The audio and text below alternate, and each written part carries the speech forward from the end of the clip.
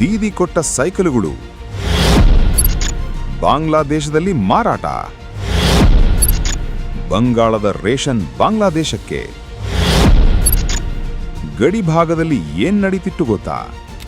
ಪಶ್ಚಿಮ ಬಂಗಾಳದ ಹಿಂದಿನ ಸರ್ಕಾರದ ನೇತೃತ್ವ ವಹಿಸಿದ್ದ ಮಮತಾ ಬ್ಯಾನರ್ಜಿಯವರ ಅತ್ಯಂತ ಜನಪ್ರಿಯ ಯೋಜನೆಗಳಲ್ಲಿ ಸಬುಜ್ ಸಾಥಿ ಯೋಜನೆಯೂ ಒಂದು.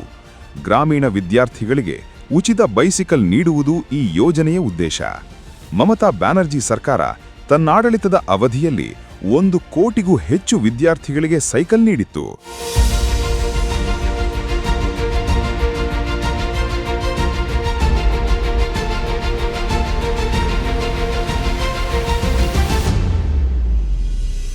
ಗ್ರಾಮೀಣ ಭಾಗದ ಜನರು ಶಿಕ್ಷಣದಿಂದ ವಂಚಿತರಾಗಬಾರದು ಅನ್ನೋದು ಈ ಯೋಜನೆಯ ಮೂಲ ಆಶಯ.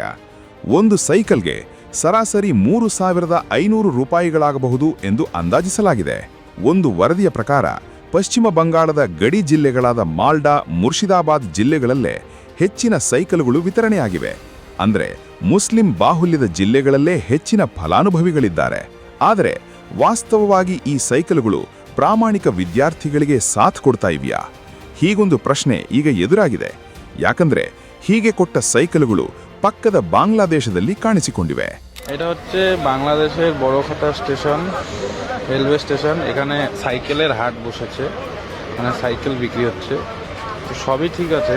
এখানে আমি দেখলাম হচ্ছে আমাদের পশ্চিমবাংলার রাজ্য সরকারের স্টুডেন্টদেরকে দেওয়া মমতাদির সবুজ সাথী প্রকল্প, সরি সাইকেল প্রকল্প, যাই হোক মনে নেই আমার, এই সাইকেল হচ্ছে বিক্রি হচ্ছে বাজারে। আমাদের ইন্ডিয়ার পশ্চিমবঙ্গ রাজ্যের সরকারের, রাজ্য সরকারের স্টুডেন্টদেরকে দেওয়া সাইকেল এখানে বিক্রি হচ্ছে, দেখুন।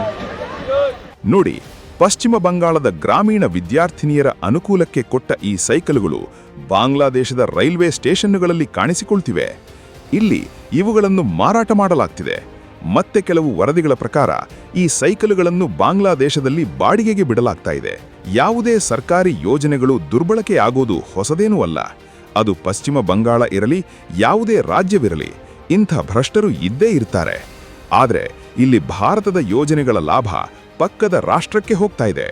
ಇದಿಷ್ಟೇ ಆಗಿದ್ರೆ ಗುಣಗಿ ಸುಮ್ಮನಾಗಬಹುದಿತ್ತು. ಆದರೆ ಗಡಿ ಭಾಗದಲ್ಲಿ ಸದಾ ಭಾರತದ ವಿರುದ್ಧ ದ್ವೇಷ ಉಗುಳುತ್ತಲೇ ಇರುವ ಮತಾಂಧರಿಗೆ ಇಲ್ಲಿನ ಸವಲತ್ತುಗಳು ಯಾಕೆ ಸಿಗಬೇಕು ಅನ್ನೋ ಪ್ರಶ್ನೆ ಏಳದೇ ಇರೋದಿಲ್ಲ.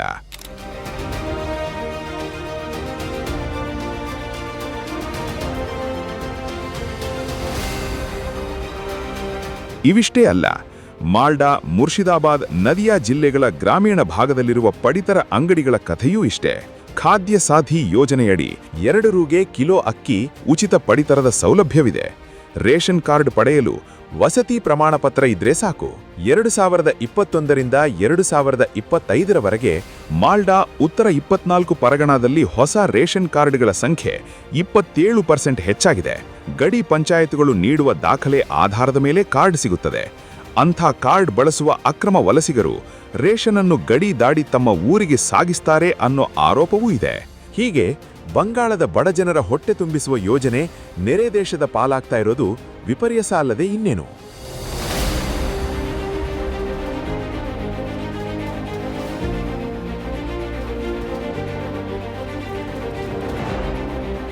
ಇನ್ನು ಸ್ವಾಸ್ಥ್ಯ ಸಾಥಿ ಯೋಜನೆ, ಇದು ಉಚಿತ ಆರೋಗ್ಯ ಯೋಜನೆ. ಬಡವರಿಗೆ 5 ಲಕ್ಷದವರೆಗೆ ಉಚಿತ ಚಿಕಿತ್ಸೆ. ಈ ಯೋಜನೆಯ ಲಾಭವು ಅಕ್ರಮ ವಲಸಿಗರಿಗೆ ಸಿಗುತ್ತಾ ಇದೆ. ಕೆಲವು ಪ್ರಕರಣಗಳಲ್ಲಂತೂ ಭಾರತದಲ್ಲಿರುವ ಅಕ್ರಮ ವಲಸಿಗರು ಗಡಿಯಾಚಿಂದ ತಮ್ಮ ಕುಟುಂಬಸ್ಥರನ್ನು ಕರೆದು ತಂದು ಅವರಿಗೆ ಚಿಕಿತ್ಸೆ ಕೊಡಿಸಿರುವ ಘಟನೆಗಳು ನಡೆದಿವೆ ಅನ್ನುತ್ತೆ ಕೆಲ ಸರ್ಕಾರಿ ವರದಿಗಳು. ಮಮತಾ ಬ್ಯಾನರ್ಜಿ ಸರ್ಕಾರಕ್ಕೆ ಇವೆಲ್ಲ ಗೊತ್ತಿಲ್ಲದೆ ಏನಿಲ್ಲ. ಆದಾಗ್ಯೂ ವೋಟ್ ಬ್ಯಾಂಕ್ ರಾಜಕಾರಣದ ಪರಿಣಾಮವಾಗಿ ಸರ್ಕಾರಿ ಅಧಿಕಾರಿಗಳ ಬಾಯಿ ಮುಚ್ಚಿಸಲಾಗಿತ್ತು ಅನ್ನೋದು ಪ್ರತ್ಯೇಕವಾಗಿ ಹೇಳಬೇಕಾಗಿಲ್ಲ. ಈಗ ಕಾಲ ಬದಲಾಗಿದೆ. ಇಂಥ ಅಕ್ರಮಗಳಿಗೆ ಕಡಿವಾಣ ಬೀಳಲಿದೆ ಅನ್ನೋದು ಬೆಂಗಾಳಿಗಳ ನಿರೀಕ್ಷೆ.